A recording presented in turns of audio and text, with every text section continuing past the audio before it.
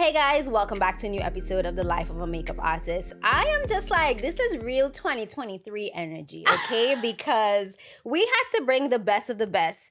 And what does that mean? We have none other than Yu Ling Wu, okay? The baddie. Oh. Okay? Oh my god. I mean, listen, what is good? How are you? I was not expecting to have my ego boosted so high today. It's through the roof. It's through the roof at the moment. Listen, we need the fit details. Yes. Yes. But yes. How are you? What's good? I am amazing now that I'm here. Obviously with you. But yeah, I'm good. I've just been chilling. Living, laughing, loving, living La Vida Loca. I love that. Yeah. Okay, so I don't know if I did a great job introducing you, but I would love if you can introduce yourself to your new friends. Oh my god, yes. Well, hello. I am Yu Ling, and I am... This is the hardest part, whenever you have to, like, condense who you are into, like, a single sentence. I guess I would say, like, I'm an artist and storyteller. Sometimes you can find me embarrassing myself on social media. And I was most recently on a silly, goofy reality TV show called The Circle on Netflix. Yeah, and now I kind of just freelance social media content online. Yeah. She totally forgot to mention that she does fire makeup. But we're gonna get into it. We'll get into it. You know. So I love that you mentioned The Circle, and I know a lot of people know you from that. But we want to dig a little bit deeper today, get to know the Yu Ling. So before you got into The Circle and all of that, you were fresh out, a few years, I guess, out of graduating of college and stuff. So before you got onto the show, what was life like and getting out of college, finding a job, becoming an adult? Because that's ghetto. You know what, Jaleesa? That was actually such a struggle. So I moved to New York just for school. Right. And I had come from, I'm from the Bay, San Francisco proper. And I went to this really academic high school. Oh, wow. And everybody was either going into an Ivy League or a really prestigious UC. Right. Yes. And it was so high performing, these students, that pretty much at the end of the year, they would tell you where everyone was going to college. And I ended up not knowing what I was going to do. Right. I got rejected from 14 colleges, and it was last minute when I decided to come to New York City. Right. I applied to the new school on a whim. I ended up going to Parsons. Right. But I studied design and theater. Obviously, you go into undergrad and you're kind of yeah, this is going to be so fun. We're going to just figure it out. Right. And life in New York, I was yeah, I'm such an artist. I've made it. I'm moving to New York. You guys go to school. You're exactly. I thought I was going to be on Saturday Night Live. That was the goal. The goal was New York was just calling to me, and I was I am gonna meet Lorne Michaels one day, and I'm just gonna get on Saturday Night Live. Right. That didn't happen. But after school, I studied theater, and then I also have a design degree.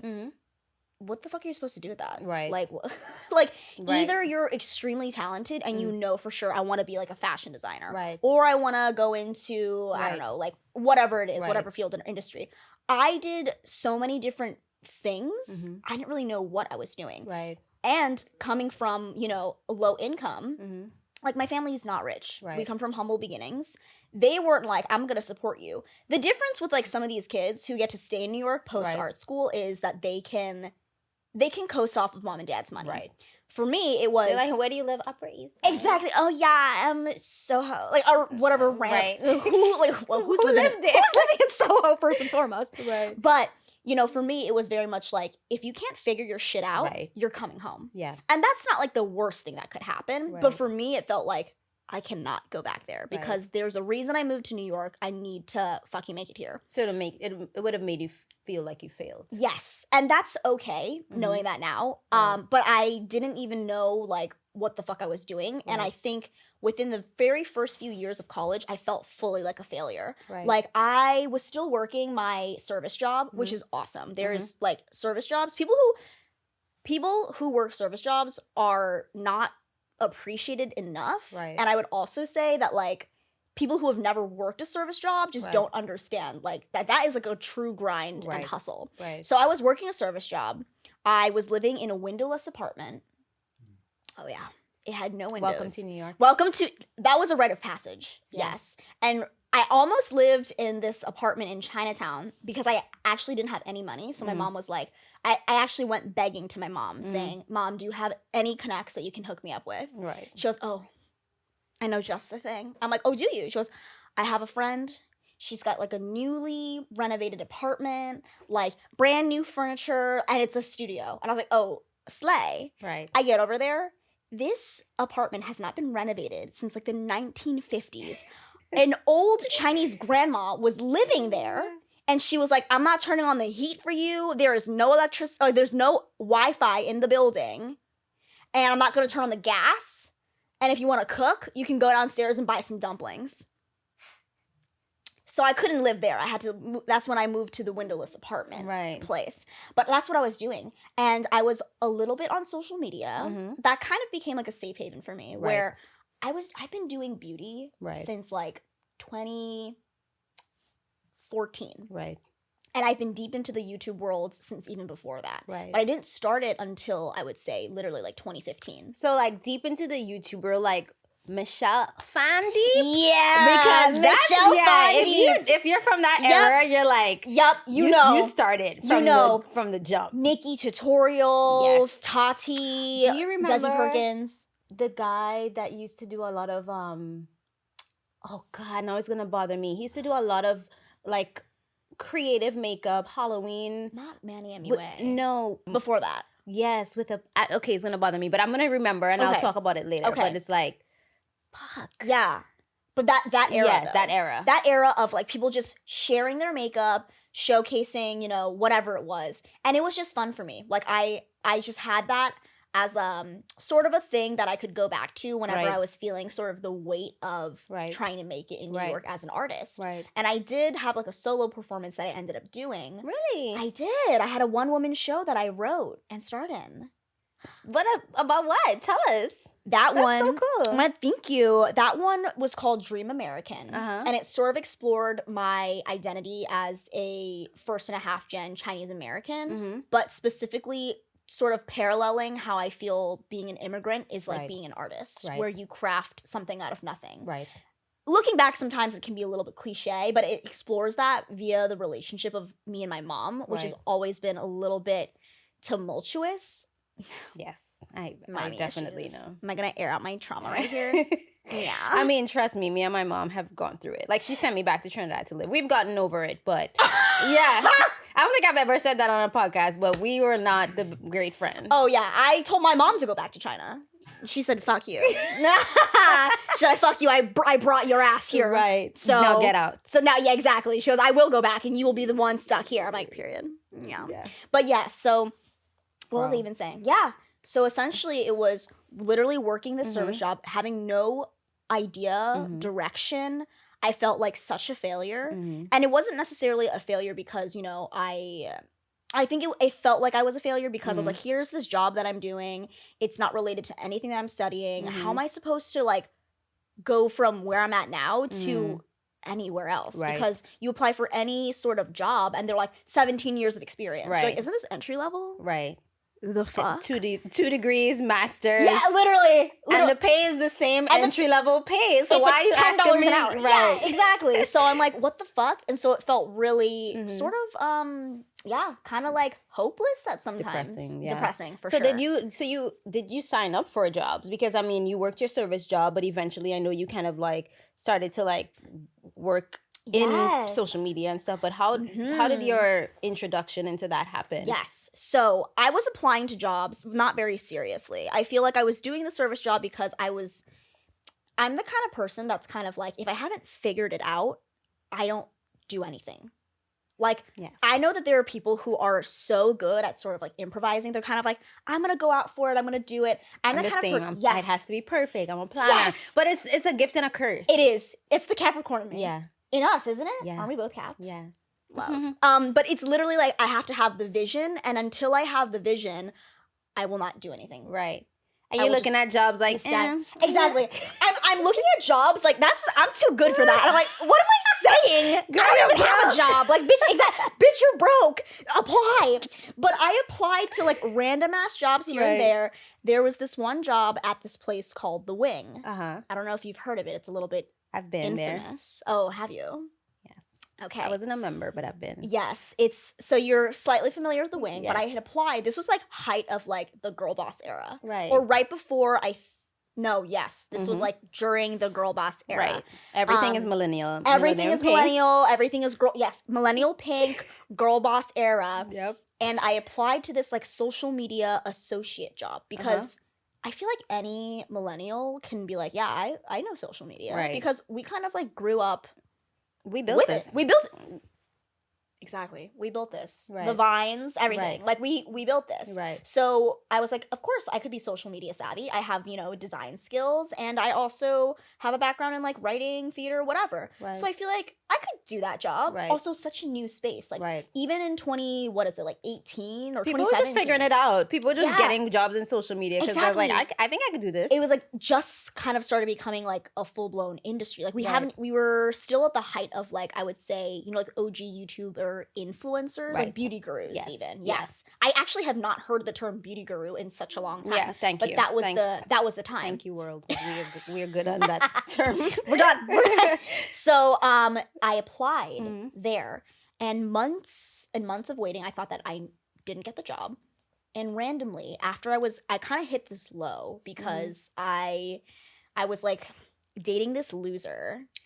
I know. I dated this like loser who was like gaslighting me. Oh, it was Bad News Bears. You know when you just go for the most toxic thing in your life because you're like, I need to feel something. Right. Let me destroy my life. Right. That's exactly what I wanted to do. You need passion. Right. Exactly. You're like, since everything else in my life is in shambles, I might as well self-sabotage. And that's exactly what I did. Right. But then after I had this whole like romantic fling that went south, and then I was like working my service job, feeling like such a loser, literally living paycheck to paycheck, and my parents saying like, what the fuck are you doing? Right. Like, you're gonna get your ass back home because we have nothing to give you. I was like begging my older sister for $20 a month to be like, hey, I didn't have lunch today. Do you have anything for me? I was eating boba for breakfast. That's how bad it was.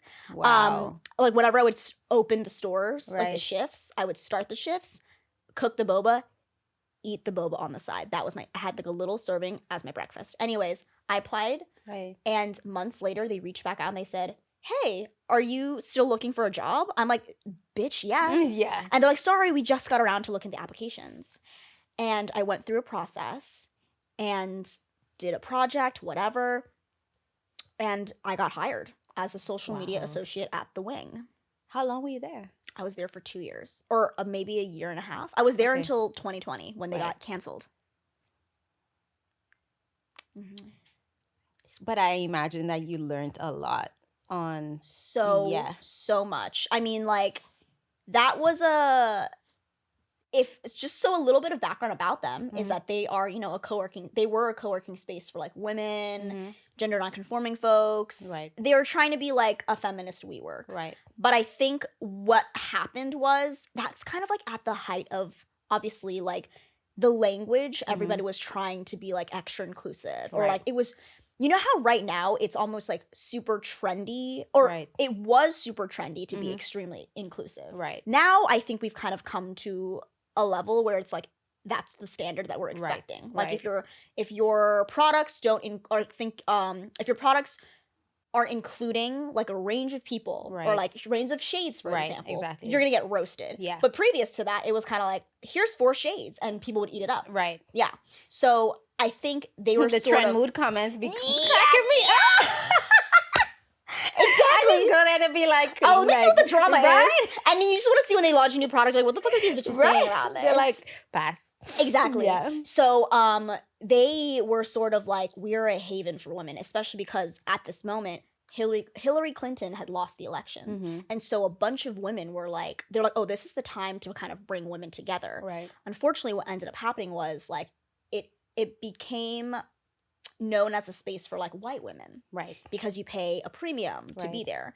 And then they were trying to like negotiate the sort of like mission that they set out for themselves, which is, we're here to create a space for all women. And then that language is kind of like, well, what does all women include? Does that include trans women? Right. Does that include gender non-conforming folks? Right. Non-binary folks? Like what is that? And then also, when it's a product and you put community in the same sentence, you're like, so you're selling me community. Right. Sort of. You could be in the community, but it costs you $10,000. That's right. And so obviously in 2020 that it got canceled, but like actually digitally canceled. But within the time that I was there, it closed down though. Just a few months ago. Yeah. But up until then, like it was kind of a fever dream. Like we had like major celebrities visiting the spaces, like Jennifer Lopez, Meryl it was like Streep. So pretty inside. Yeah, it was like a hot place to be. Yeah, like they had a little beauty room. You could blow dry your hair. Yes, and like brands were like collaborating. They were doing the whole thing. Bunch of events and stuff. And that's kind of where I learned everything I needed to learn about social media, because I was the one other person on that team. There were 2 people running that 500,000 account. Wow. And it was a startup, so it moved fast. Right. It was very quick. What was some of the things that you feel like you learned? I think I learned a lot about, I would say, like building a brand voice. Right. Because if there's one thing that they did do well, it was create a social media presence that people were like, oh, I know them from social media. Right. They do really good content. Right. And sort of how to maintain like a brand image while you start to get bigger and like you have to collaborate with brands. Right. How do you do that? Right. There was a lot of like tension there, of course, but how to look for good content, how to know what stories would sort of resonate, right, and sort of like in some ways, like we were able to be a leader in the space. Right. Like I feel like, and maybe not to some people, obviously, it's like, you know, the kind of content that we were putting out there is very specific, but to sort of think of like what are new ways that we can engage socially. So even in 2020, like I came up with the idea of creating an entire Animal Crossing world based off of the space. And I spent over 300 hours making an Animal Crossing version of the wing. Wow. And then later on, Glossier did it. And then everyone's like, that's such a good idea. And I was like, oh. Not to be like, I did it first. Like, who cares? I did not. But it's just kind of like, yeah, now you guys want to catch on to the Animal Crossing train. Right. Do you still play Animal Crossing? Jaleesa, I have an injury from playing 600 hours of Animal Crossing. Is it on the Switch? Yes. Oh my, do you play Overcooked? You do not want to be in a room with me when Overcooked is on the screen. We need to cook in Overcooked. I love that. But you gotta give me all the good games because I really don't know. I love Overcooked. You can't play with me because I will fight. That leads to physical fights. No, but when you have to do like the sushi and like the bake the stuff. When they give you like the rice. Yeah, but then when their shit like starts changing. And the things falling onto the floor. Yeah, and then like rats come and steal the thing. Have you gotten there yet? It's too much. I got the rats, but like I don't think I've finished entirely, but I'm almost done. But we'll play. Yeah. Oh, we'll play. I have games for you. Okay, good. I do. Okay. But yeah, that's generally social media strategy. Right. The whole 9 yards and working with clients. That's the most important thing. Yeah, because you get to kind of learn the language, you know, how to navigate personalities, like how to speak to different people. Because I'm sure you probably had people that were really nice and then also very rude. Oh, and I was in the DMs. Right. Like I was the person who was answering all the DMs. I was filtering through all of the comments. And I was doing like the nitty-gritty work. Posting the stories, taking care of the like community online, and then, you know, also having to navigate like, oh wow, like when different people need something from us, like what are we gonna do? Like as the social media team, like you are almost the security guard of the entire brand, because marketing, face first, your image right now, especially in this day and age, that comes first. Yes, it and does. So I had to learn how to almost perfect that, sometimes to a fault, because then when the reality didn't match up, people were like, what's this thing that you're marketing? And you're like, listen, I'm just here to do my job. Right. Which is to market. This was on the content calendar, so it's going up. Just don't ask me. Yeah. Okay, so what 2020 happened, and, you know, a lot of people got laid off, and all of these things happened. Like, was that like, did you leave? Did you, like, because everybody was like, what the, like, I got a part-time. You did? I don't even know why I did. I was like, because I'm a Capricorn. I was like, guys, the world is coming to an end. And I was like, I'm going to become a part-time job. I'm going to become a Amazon, like, person on the phone type of thing. Oh. I almost did COVID tracing. I lasted 2 days. I did the training because we didn't have to speak to people. Yeah. But when the time came to speak to people, which is fine, but like on the phone is different, and you know it's Amazon. So I was just like, my phone isn't working, which it wasn't. But when I sent me a new one, I was like, I don't think this is gonna work out. I was just like, yes, I did the training in like maybe 3 days, or like, because I was just like, okay, I could pay my rent, and then I like, because I'm always in like rent hustle, mode. yeah, Yes, hustle mode. Like, okay, I will never like, let myself be too low at the bottom. Right. And I was I will just like, always I don't have want a thing to do. I don't want to like drain my savings because I don't know when I'm going to be on set. Like, I don't know when, I don't want to. Yes. So I feel you. So like, what happened? Oh my God. Well, that, I think 2020, my immigrant sort of survival mode kind of kicked on. Right. I don't even want to say, just survival mode. Right. And that was very much like, I don't care what the fuck the job is. Right. I just need to pay my fucking rent. Right. And I need to eat. Right. And so they laid off like hundreds of employees because that was during that time everybody was like, COVID's going to last for 2 weeks. Yeah. No, it didn't. Right. And so it was physical spaces. They Right. closed down the spaces. They laid off a lot of the workers. And when they did that, it was kind of in shambles because they had people on different coasts. Some people woke up not realizing they're going to get laid off that day. Right. And it was so brutal. They let go of my boss and they were like, you're the only other person on the social team now. I'm like, perfect. What? Right. And it was hard. I'm not going to lie, because it was adjusting to, a worldwide pandemic. Right. And also feeling like you're inside and then like social media is the only thing that I can do.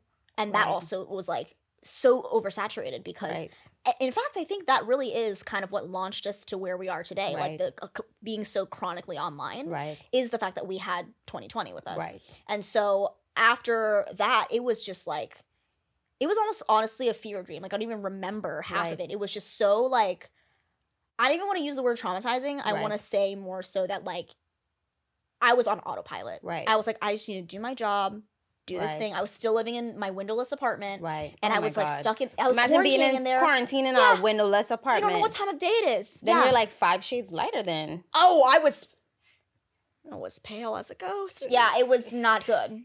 I was like, no. And that on top of like the traumatizing news and everything that was going on. It was just like, that's a lot. That, and then combined with the fact that like I didn't want to go out because, Trump was spewing shit about it being like the China virus. Right. I had a friend who was, sort of harassed at the grocery store. Somebody like threw hand sanitizer in their face and like it was horrible. A whole mess. And so obviously I was like, I don't want to go outside. I'm just going to stay in here. And I felt really like, oh God, this is so much. And then, the resurgence of Black Lives Matter happened. Right. And that's when so many brands sort of got, called out online. And I said, hey, this is coming. Yep. It's coming for us. Yep.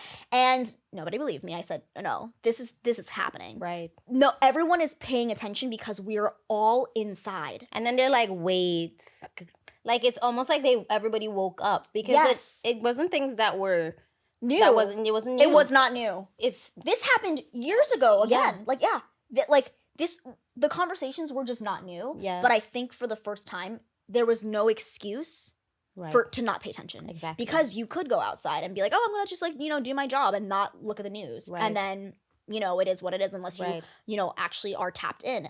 But everybody was tapped in. Right. And it was like, oh my God, people were learning these things for the very first time. Right. And it was like, whoa. Right. And so the brand sort of, I think along with a lot of other brands, like Man Repeller, I think even Refinery, so many of the like girl boss brands were sort of like, yes. And so we also organized a strike. And really, we did organize a strike. Yeah, there was a lot of things happening online. Some of the people who were laid off also organized their own sort of thing where they were calling out, the company for things that happened. And in the end, like, I don't even know if I'm allowed to talk about all this. Too late. It's too bad. What are you gonna do? Sue me? Do you need me to cut this out? No.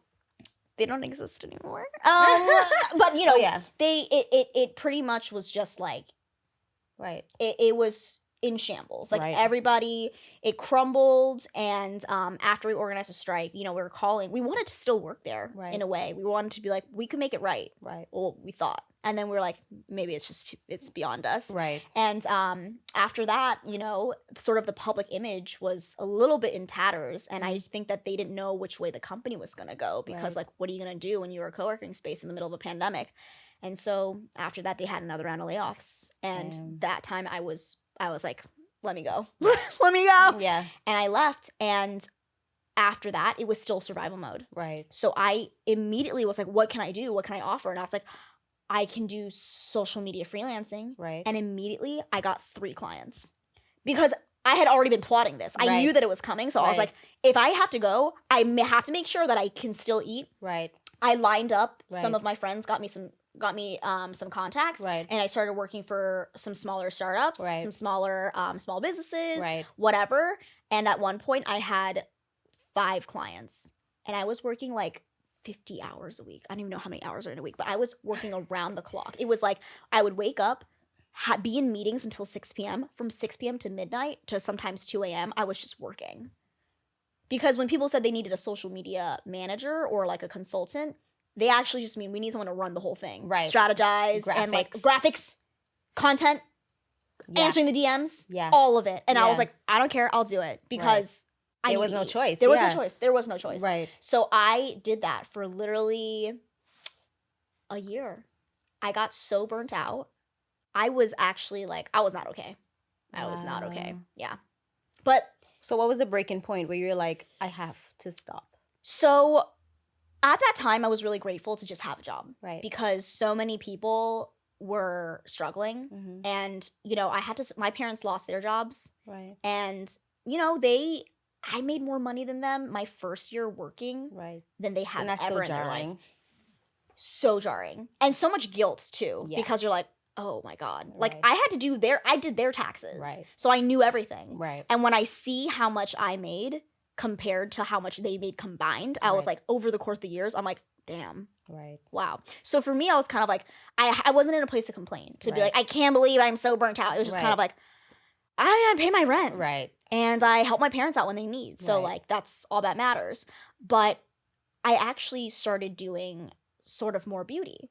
And it was still just like fun stuff. Like I was doing it out of the love of doing it. Right. And again, my account had started way back. Right. And I would post very inconsistently, but I would do my little fun creative looks. Right. And sometimes I was kind of like, oh, people might be like, that's kind of stupid. Like, why are you doing that? Like, why are you dressing up for nothing except for a photo online?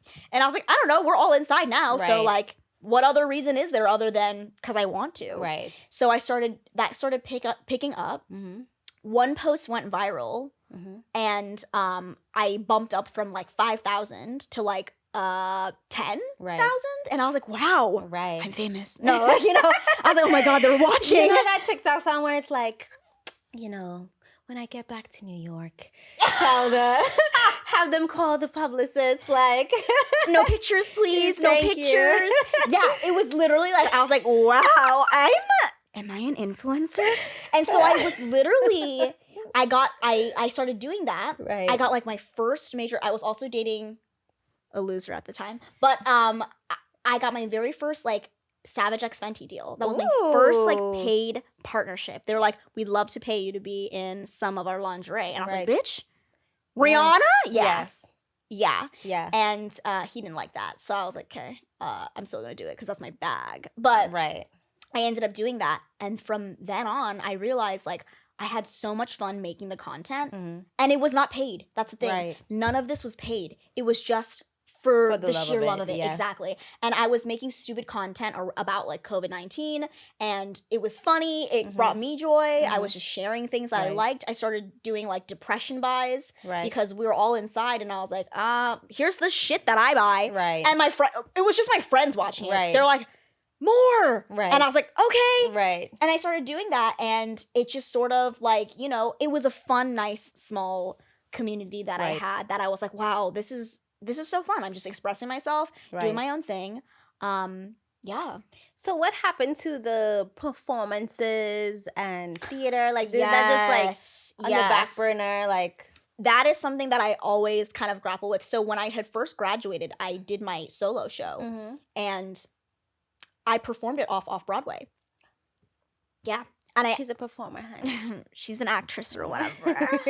I literally took it off Broadway. I had it in a festival, and it won Best Comedian. Oh my God. Yes, and Best so Director. Funny. Yeah. That's, I mean, not funny, but that's amazing. And I was supposed to bring it to London. But then Yu Ling. COVID happened. Are you gonna make it happen? I feel like you should. Funny enough, I am thinking about what the next step for me is in terms of the theater and performance. And again, because of COVID, it really sort of shifted everything. Right. Like, I needed a job, which is why I went to the wing and I started doing my social media content stuff, or social media management. I think the difficulty is that, like, when you're an artist, you're most of the time it doesn't pay to be an artist, right? So it's kind of like you need to have something that you can do that you're like, okay, I like this. And it hit the perfect mark of it being both creative and like earning money, which is why I'm like, cool. But then you kind of get distracted. Right. And so I would say I got distracted. I was like, I'm making more money than I've ever made. Right. And I don't know when I have the opportunity to do performances, because performances call for weird call times. You know, like you have to do like a rehearsal. Trust me. Right? You know. We know. Exactly. It's like a 2 p.m. rehearsal. Like, I can't leave my job for that. Like, what? I have to do Especially when you're not making money on it. You're like, why would I do that? Why would I do that? Right. Yeah. And you're kind of like, oh, I want to out of the love for it, but it's kind of like, I don't know how this is going to fit into my schedule. Yeah. And also, like, whose boss is going to be like, yeah, go ahead and take a week off to do a performance. Right. What? No. So, like, no, especially when you're the only person that's on the team. Whole, exactly. And like, luckily, like, there were some opportunities that like my old boss did let me do, but like at the moment it was hard. So juggling the sort of like actual passion of wanting to perform and then like needing to survive, it was hard. Right. And I think that like I even go through internal turmoil a lot of the time, just kind of like, I don't know how to balance this, because now social media has become sort of that hybrid. This is my passion, but also this is my job. Right. And so, well, it's a weird space to be in. So do you feel like that? Do you have those feelings now with social? Because now, obviously, you know, after, you know, the circle, which we'll touch on shortly, but, you know, now social media is probably like, it's more of a job because people are watching you, they wanted to hire you. So like, how do you balance like still enjoying what you're doing, but now it's just like, this page is now a brand page. No, okay. It's still Yu Ling. Yeah, but it's still also my bag. Yeah. Right. That's the hardest part for me. I think it's kind of like reconciling that, because the page started as a personal page. Right. As like something that I love. Right. And I got people on it because they're like, oh, she's doing some fun stuff. Right. And now it's like, I'm getting paid for it. And it kind of can feel like, oh, are people going to be like, ugh. Right. Now it's one of those pages. Right. And I think for me, I went through part of that. I was kind of like, oh my God, they're going to think that I'm like a sellout. They're going to think that I'm like blah, blah, blah. I'm like, but also like, what is our idea of a sellout? Right. Who are you calling a sellout? Right. When also like, we sell ourselves out to ideas and philosophies every single day. Yeah. And I think for this was kind of like, it was never the dream to become like a massive YouTuber or like Instagram person. Right. It was always like, there's something beyond that, but this is such a fun moment and it's a space that I've never been in. So like, cool, we're going to ride the wave and see where it takes us. Right. I think the difficulty right now is kind of like, yes, like kind of reconciling that, like, oh, do people hate it if it's just ads constantly? Right. But I think the key for myself in unlocking that is kind of like, people know that I'm going to get paid for stuff. Right. And in fact, a lot of them celebrate it and they say, get your bag. Yeah. Go ahead. Yeah. We see you getting paid. I'm like, yeah, bitch, rent is fucking due. Right. Let's not even pretend like rent is not fucking due. It's still fucking due, you know? And so instead of it feeling like I need to incorporate these ads in a very like natural, authentic way, I'm kind of like, we're going to actually take it so far into it being an ad that like, you know you're going to get a fucking ad. So now the page is, that's Yu Ling living her life, but also some crazy ass ads. Right. No, because I you know how the algorithm does. I don't see a lot of your posts. I was like, let me go and look in some of the things I missed. The ad that you did for the tooth Philips Sonicare. Bitch, I screamed. It was like 1 a.m. last night, and I was. Were you watching that? I literally. Jaleesa. It was the end that got it for me. It was like that. Oh yeah. That is. I'm gonna link it in the show notes for you guys so you could see it. But it was hilarious, and I love that. And part of it too is because I was all like, oh my God, they're gonna see me being fake. I think I let go of the idea of authenticity and being genuine on social media. That word is so annoying. You need to be authentic. I mean, I don't think you spent time on Clubhouse, but like in 2020 when audio platforms were huge, everybody's like, authenticity, just be authentic. And I'm just like, what does that mean? What part of turning on the camera and filming yourself is authentic? Right. And so that I used to grapple with. I was like, what if people don't think that I'm genuine? What if people don't think that I'm authentic? And that actually a major lesson post the circle is something that I took with me. But I was kind of like, or lean into how fucking fake I am. Because if there's one thing that's consistent and true about me is that I'm a fake bitch. Period. She's fake as I'm fake as fuck, but it's kind of like lean into that, you know? Why do I need to make it seem like this is like I genuinely use this toothbrush every single day. Bitch, you know this is an ad. They just sent it to me. This is a fucking ad. And I'm gonna make it a good ass ad. And that's the part. It's like, and I had so much fun making that content. Right. Because it was like an assignment of like, how do I make this? And sometimes it came first from like a frustration. Right. And like because then they're like, can she talk more natural? Yeah, they literally, the brief was like, can it be just incorporated into her social media, like it's like a very natural sort of part of her everyday. I'm like, then you do bitch. Then you do the vlog where it's like you film yourself waking up. This is and my then you stretch. Right. And I'm like, no, you're gonna see how actually like rehearsed this is. Right. I'm gonna make it like exactly. Right. And I think that with that, that sort of unlocked my personal style of it being like, it is almost parody. Right. But like it's still earnest. Right. And people are like, and the brands can't be like, you're making fun of us. Because I'm not. I'm selling the product. But I'm also like, I'm doing it in my own way. Right. And I think that has become its own sort of style of content for me. Right. I love that. It's fun. I remember you had said this to me, and I almost cried when you said this. When you were like, Yu Ling, something that you do in your content, or like something that I admire is that you have fun. And I used to not have fun. Yeah. Actually, at some point in time, when I was at that mark of like 15,000 and I was getting consistent brand deals, but like not consistent enough to be like I can make my way, or I was still working freelance and doing it. Right. I was so worried about the numbers. I was so worried about the engagement and the likes, and I would post something, and if it didn't get the engagement that I thought it was gonna get, I'd be like, it sucks. Right. I'm terrible. I'm the worst. And it's so much anxiety, and then you have this mental conversation of like, I'm trash. Exactly. And it's also like you could have put something out there that you love and then it doesn't perform well and then all of a sudden I hate it. Right. And I'm like, what the fuck? Right. What the fuck? Right. And I think part of that is like letting others dictate your work instead of putting your work out there, and whoever resonates. Right. Same thing with personality, which is why that was my lesson from the circle. But, you know, I think now it's kind of like, you have to have fun. Right. If you're not having fun, people can see that. Right. And that's true for performing. Right. That's true for art. Right. That's true for so many things. Right. If you're not fucking vibing with what the fuck you're doing, nobody's gonna vibe with it. Right. They can smell the bullshit from very, very far away. Yeah. Okay, Yu Ling. So before we go, I want to play a game. Are you down? Always. So this new game is called Beauty Card Revoked. Okay. And it's only 5 questions. So I'm going to give you this beauty card. You know, the final cards are pending, so we'll just... Perfect. That's the beauty card. The beauty card. And basically, I'm going to give you 5 questions, and it's best out of 5. So if you get 3 or more, you get to keep your beauty card. Okay. If not, it's going to be revoked. So are you ready? I guess... as ready as I'll ever be. Okay, so the first question is, Danessa Myricks served as the director of product innovation for which brand? Was it A, Too Faced, B, Benefit, or C, MAC Cosmetics? Danessa Myricks served as a director for product innovation for which brand? Was it A, Too Faced, B, Benefit, or C, MAC Cosmetics? C. What? No.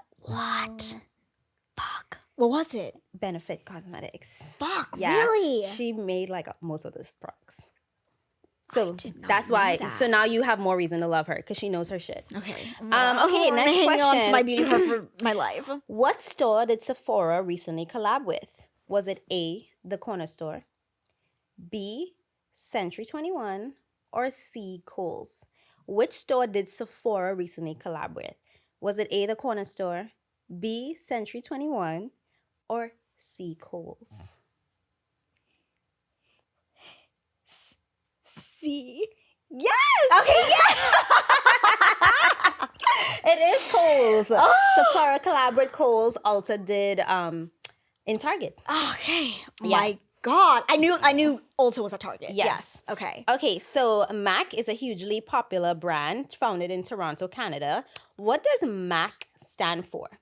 Makeup and Cosmetics, Master Art Creations, or Makeup Art Cosmetics? What does MAC stand for? Makeup and Cosmetics, Master Art Creations, or Makeup Art Cosmetics? Okay. What was the second one? So A, Makeup and Cosmetics, B, Master Art Creations, or C, Makeup Art Cosmetics? B. It is C. What? Master Art Creations. I was too focused on it being. You're like, it has to be like something. I was too focused on it being like MAC Cosmetics versus it being like Makeup Art Cosmetics. Yeah. It's okay. I have one brain cell. It's okay. Currently. So you have 2 more questions. In most of cosmetic brands, what does the CC in CC cream stand for? Is it A, cream contour? Is it B, color control? Or is it C, complexion corrector? What the fuck? Do that one again. What does the CC in CC cream stand for? Is it A, cream contour? B, color control? Or is it C, complexion corrector? C. Yeah! Yeah! God. Oh You my got God. it. You got it. Okay, so last question. Okay. In what year did Kosas launch with just 4 lipsticks? Is it 2014, 2015, or 2019? Kosas launched with just 4 products in which year? C.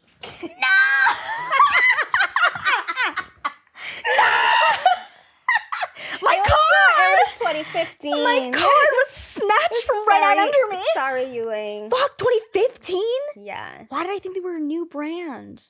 Yeah. They launched with just 4 products in 2015. But it's okay. We still love you. Thank you for playing. Okay. Yeah. I'm so disappointed in myself. It's okay. Okay. We'll have you back on the show and then you could like brush up on your knowledge. I will redeem myself? Yes, you can. You may. Wow, I better go read some books. Yeah. That was fun. That was really fun. Yeah. I'm embarrassed and I'm really disappointed, but it was fun. Yeah. I'm going to go cry now. Okay. Awesome. Okay, so we spoke about, Netflix and The Circle, and I want to kind of fast forward because you got onto the show. Like, yes. Kind of tell us a little bit about how the experience was there, because the thing is that we met right before the show we did aired. Yes. It was the fancy brunch. It was like the day, that week it was like about to air. Yes. And I was like, this girl, I was like, she better win. First of all, she better win. But the looks, I work in fashion, beauty, I work in the industry. So I was like, Yu Ling had to have a whole beauty studio back there because the looks that was happening wasn't a small makeup bag. I already know. So please tell us. Like, how was okay, so your family encouraged you to get on the show. My sister, yes. My sister did. My mom and dad were like, what the fuck is this? They had no idea. In fact, when it aired, they're like, what channel can we watch it on? I was like, it's Netflix. Right. And they had no idea. They're like, Channel 5? I'm like, no. Right. But my sister encouraged me. This was during that time that I was freelancing. Right. And like freelancing like crazy. And I kind of was at that tail end of like that burnout where I was like, I can't keep doing this. Right. And I was like, I need to invest in myself. And I actually do like doing the social media thing. So maybe I'll just do that for myself and not for clients. Right. And what ended up happening was when I applied, and I ended up getting on. It was a long process, but I knew that if there was one thing I wanted to go on there and do, if I got on, it was I don't want to necessarily become a reality TV star. That was also never the dream. Right. this is a really cool novel experience and I want to take advantage of that. Mhm. And there's one thing I know that is a very big part of me, and that is beauty and fashion. Right. So I was like, you can call me a bitch. You can say that I'm, you know, fake and whatever else. But you can't say I can't pull a look. That's right. But I want to pull a look. I want to pull a look doing it. And guess what? Period. I did. Because I just wanted to think, like, if I'm watching something, and also, you know, in part, there is not a lot of Asian representation in TV. Right. And when there is, I always feel like it's got to be a sob story to make us feel, you know, whatever. And I'm like, okay, I just want I want me up there. Right. And if I'm going to go up there, and I know that, like, while I don't want to be a token, I know that, like, where we are right now is that people are going to see me and be like, oh, I haven't seen an Asian girl that kind of looks like that. Right. I'm also petite in size. Right. You know, I'm a little bit spunky. You know, there may be some stereotypes that people would not necessarily be like, oh, she conforms to that. Right. And so I thought, if there's one thing that I know that I just, like, love expressing myself through, it's the looks and it is the fashion. Right. And so I brought 3 suitcases. One was filled with just makeup. I brought practically all of my makeup. I had Pat McGrath. I had all of my graphic liners. What's your favorite Pat McGrath product? Yeah, just one. No, seriously, because I have one, and I just made a video about it, but I haven't posted it yet. Okay. It's got to be the eyeshadows. But do I have to pick one palette? Mine is Celestial Divinity. Fuck, which one was that one? I don't remember. What's the blue one? The one? Not the blue one. Mine is Mothership. I think it might be 1 or 2. Whichever one has the blues. So yours are the bigger pan ones. Bigger pan. Mine is like that holiday that had the pink and the... Listen. That's... Oof. Her shadows, next level. Yeah, those are the best. But I just tried Danessa Myricks. Her holiday palette, that exclusive one that she just launched, you need to buy that. Oh, do you I have it. That? Oh, yeah. Yeah, of course you do. Yeah, of course. It's so good. And you yeah, okay, we'll talk about makeup in a little bit. But okay, so you went on to the show, like, were you, because I feel like, you know, it's a different experience being on TV. Did you feel like did you feel like you had to be a certain way, or you're like, I had to make sure that, you know, because you know how editing could be. They could make you a villain, or is there things that you took into consideration? One thing that, a piece of advice one of my good friends, Zara, gave me was, when you go on there, just remember that, you know, people are producing a show. Right. And so you're playing a game, but there's another game going on. Yep. So just keep that in mind. And I was like, oh, period. Yep. And... you know, I think it's hard because that was my very first experience with with unscripted TV and like reality. And I will say this, as much as, you know, people can take you out of context and cut things the way they want to cut it or whatever, it's also that they only work with what you give them. Right. And also, you cannot lose yourself in that. Right. It's really easy to. And I think at moments, you know, when I watch back the show, sometimes I can be cringed out, or I can be like, fuck. Right. Why'd you fucking do that? Or like, girl, what the fuck? Like, you know, like, I will like yell at myself or get embarrassed. Like, but like, what parts of us don't we cringe at? Right. And if you don't cringe at yourself, like, what the fuck? Like, are you perfect? Yeah, exactly. And it's kind of like, I think it's almost more fun to laugh at myself, to be like, damn. Remember that time I did that stupid thing? Like, fuck. You know? Yeah. And I think that the biggest worry for me when I was on there was like, yes, I think in part there was some pressure to feel like I had to be a certain way, play it up, do whatever. But I also think that, like, in general, as a woman of color, I always kind of feel like that. It's kind of like, oh my God, like, I really need to reflect on, because unfortunately society looks at women of color and people, you know, as tokens of like, I'm that one. Right. People are gonna be like, they could be like, that one bitch stands for the entire Asian community. Exactly. Huh? Yeah. What? I'm one fucking Asian. But like, sometimes I felt that internal pressure to be like, I gotta represent. I gotta make sure. I gotta share the depth of like, you know, being a Chinese American immigrant. I also need to talk about being like a woman of color. And then like, you're like, or like, be me. Right. And like, cause I am all of that, but I don't want to explain it. But sometimes I felt the need to explain.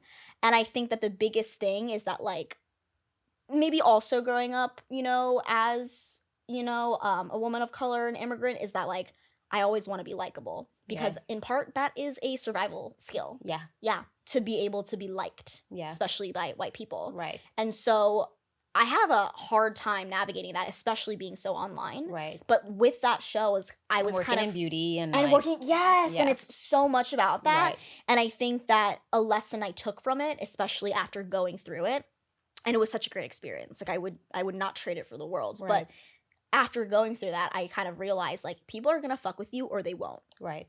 And how you come across, by the way, is not up to you. Right. Because you can come across and you're thinking, I'm so sweet and nice. Right. Someone's like, that's a fake bitch. Right. Yep. She's ugly as fuck. Or like, ew, she's so fucking annoying. Right.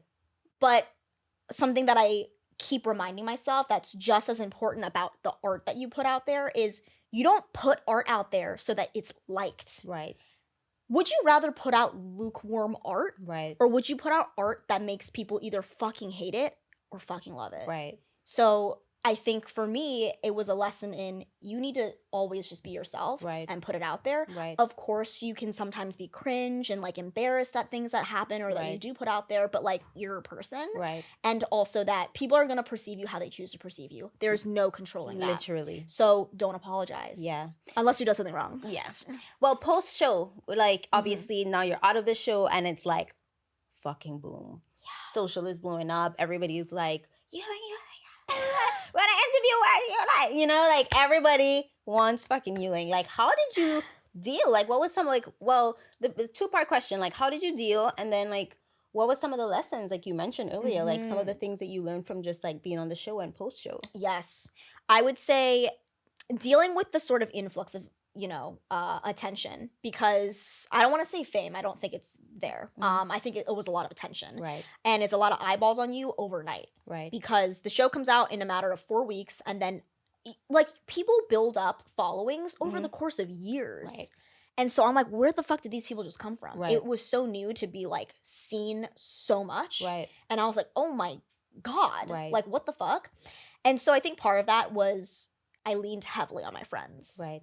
If you forget who you are, like, you need to lean heavy on your friends. And so I have the best friends. Right. So I went to them every day. And I cried when I was going through it, when I, would read my hate comments. Yeah, it happens. Sometimes you're curious. Curiosity killed the cat. I'm no longer curious, but I no longer need that in my life. I'm like, y'all can say whatever the fuck you want about me. I'm just gonna save myself the time. That and the mental health. And the mental health, exactly. And I think the biggest thing is just kind of like doing something offline. Right. Because I think that when it becomes a full reality. Right. When you're on your phone constantly and you see that, because it is. Right. And it becomes your whole life if you let it be. Right. And so at some point, when I had first come back from the show, I was like, I need to do something not online. Right. Which is so opposite of everything I had been doing up until then. So I started writing and I love that. Yeah. And also like doing things that you don't necessarily share online. Yeah. So like I would do looks and I would do them just for me and then I would take them off. I like that. Yeah. Because sometimes we forget like how we started just to practice, just to try a new product. To try a new product. Yeah. Let me just try it really quick. Don't you miss I miss and people still do these, but like the videos where like, I just got this new mascara, I'm going to try it. And I'm like, but now on TikTok, it happens so fast and it always feels almost like a sponsorship. Yeah. Versus the long videos over of like the top hot or sometimes. Not. Yes. And so I would say like that was one thing. I leaned so heavy on just like people and going back to like being offline. And I said, I think again, with the lessons, the biggest takeaway is literally that you cannot control what other people think about you. Yeah. And that if you do, you and your art will truly suffer for it. Right. Yeah. That's true. So talking about looks and all of the fun looks that you did on the show, before the show, after the show, like what inspires your looks? Like do you, like is it, I mean, obviously I know you're very much into theater and art, but is it like, oh, I'm just going to look at, I don't know, these flowers, this wall here, and just kind of come up with a look off of that? I think inspiration is everywhere. Yeah. I stand by that. Mm-hmm. If you look close enough. Mm-hmm. But I also think that I'm inspired by, I think it's kind of like a two-pronged thing. It's like you can be inspired by the things that you see passively. Right. So, like, yes, sometimes I will look at a flower and be like, ooh, I really like the way that looks. Right. And, like, I'll do that.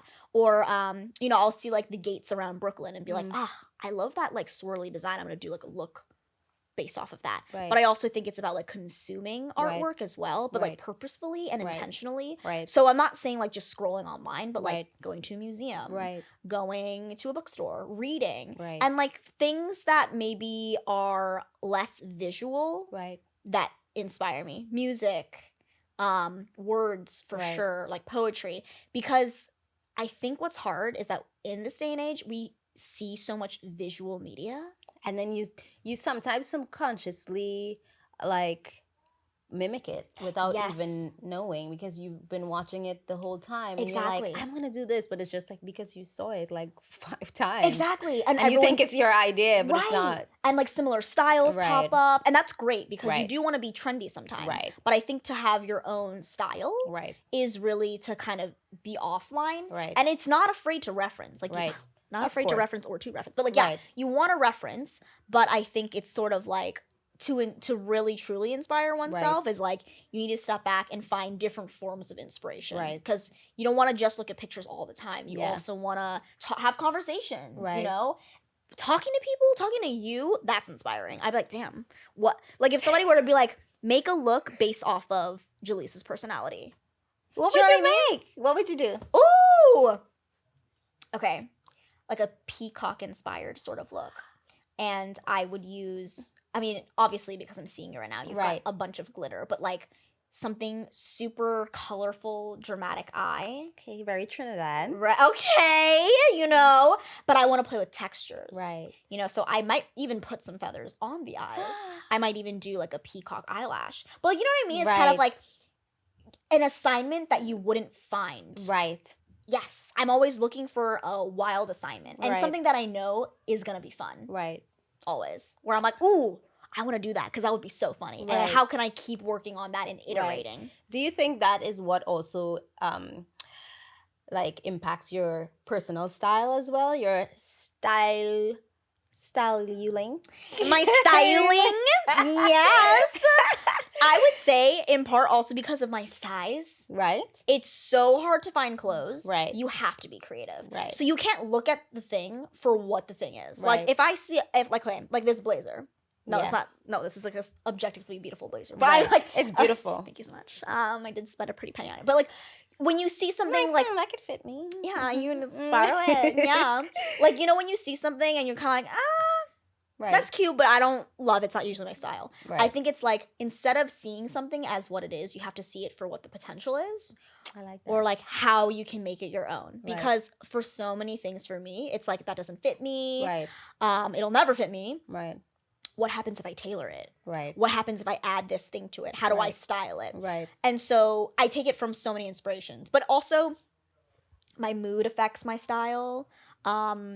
Sometimes I get into like color. I don't know if you get into this. Like, do you ever get into like a certain color mode where you're Yes. like, ooh, I only want to wear red? And sometimes though I overdo it because I spend because Oh. I spend so much time in black. My best friend used to be like, You're I such a need New you to Yorker. stop wearing black. Well, I used to work at Mac and I had to wear black. You used to work at MAC? Yeah. I used to work at NYX Cosmetics. Really? Yeah. Wait, the one in 14? Yes. During That's college. So, that store was so cute. Oh, it was. They downsized. I didn't know that you worked there. I didn't know that you worked at MAC. Yeah, for like Cool. 5 years. I started in Trinidad and then I moved to New York with them. Icon. That's crazy. Well, anyways, I used to have to wear black every day. Right, it's but the then I easiest made thing to it do. my own. So I would like Right. style it, blah, blah, blah. But then my best friend would be like, I need you to wear some color. And the other day I almost cried because she sent me a message and was like, I am so proud of you. I don't need to force you to wear color anymore. That's so silly I because was like, yes. I see you and I think color. Really? I do. I love that Maybe for that's because me. you have a colorful personality. You know? Okay. Yeah. But yes, I was like, that makes me feel good because when I would try not to buy black, I would buy white and gray. Oh and my then, god. you know? I buy the same thing in different colors. Yeah. I'm like, ooh, that's really cute. I'm like, oh, I have that. Right. I already But have now that. I'm just like, oh, I need a pop of this. I need a pop of that. Like, so it's fun. Yes. Color, certainly. Color Yeah. certainly inspires me. And randomly enough, food. Right. Ooh. Yeah. You know, because sometimes you either dress for the food that you're gonna eat or also colors in food. I'm Right. like, ooh. I'm like, do I need a stretchy pants or like a... Yes. Yes. That is so wait, I have a question though, because I know we were talking a lot about like you being on the show and stuff like that. As a prior social media manager, like you've learned a lot of things, and like you said, you took all of what you learned and you poured into your own thing. What advice would you give to creators wanting to stand out? Ooh. Because now it's just like, it's like, obviously like being an influencer, and I think we've seen a tide turn, is like where we want to see normal people be the influencers. Yes. And now being an influencer is kind of like, okay, great. Like, right, you know, cool. So how do you think, like, obviously I think we're going to see more of that, but how do you think that people who are wanting to get into this side of thing can stand out?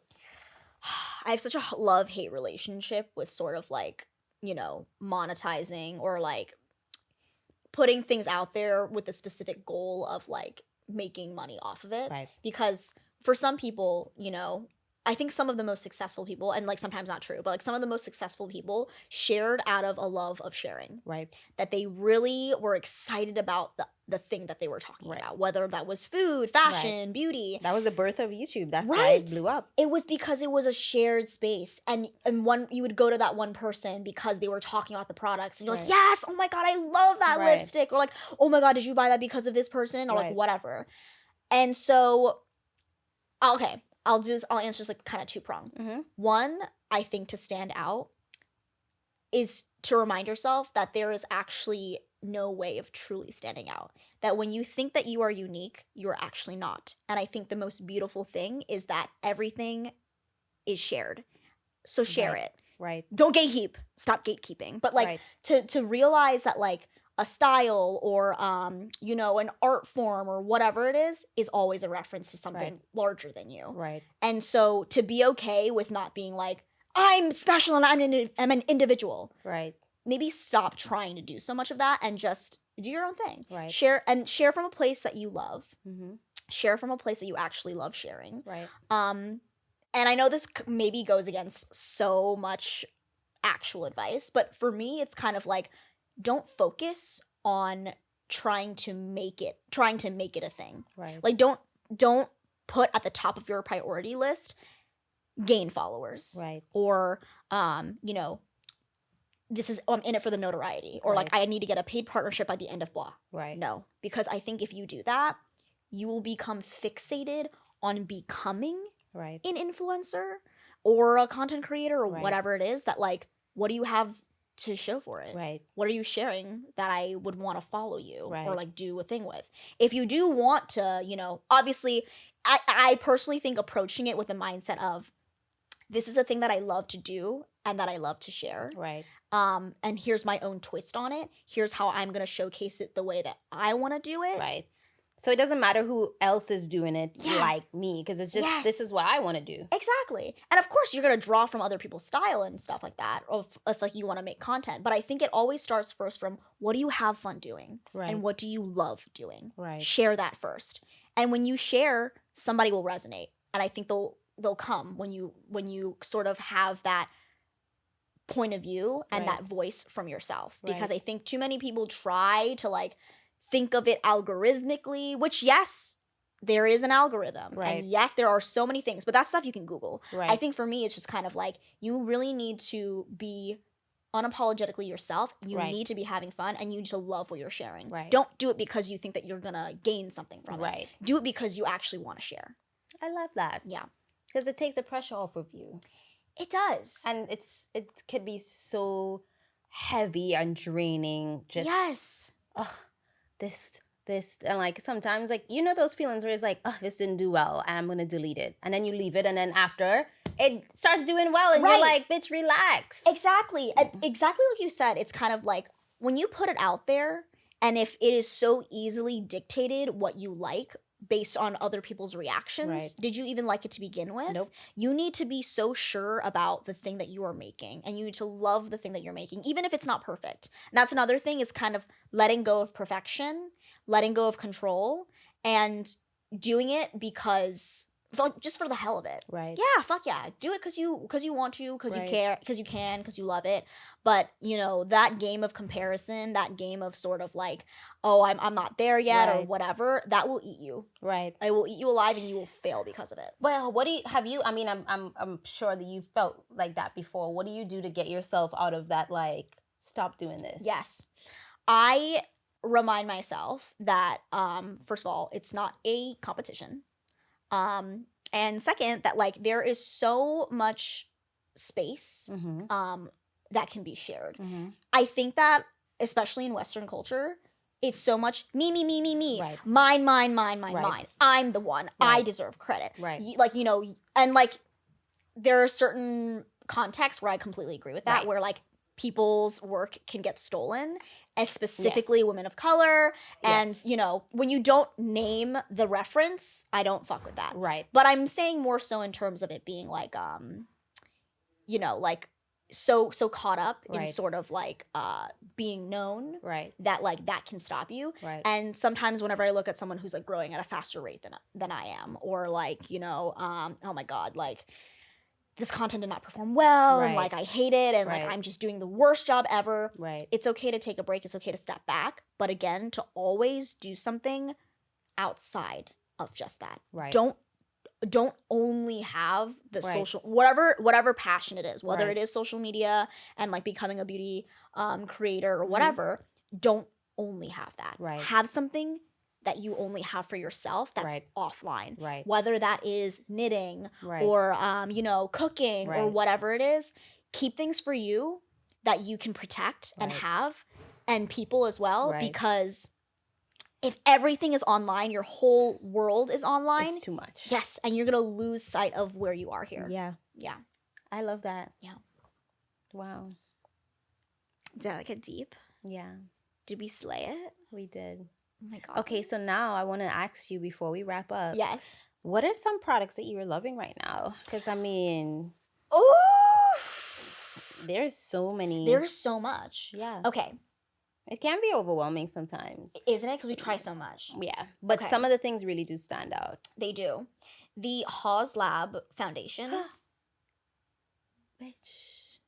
Did you talk about this with somebody else? No, but that foundation, I think Jesus himself made it. That bitch put her whole gugussy into that. Yeah. Her gugussy. Lady Gaga, literally. You know that video where the lady is like, Lady Gaga. Lady Gaga. Yeah. That's a Lady Gaga. Yes. Literally that. This bitch, literally, that foundation is so fucking good. Yeah.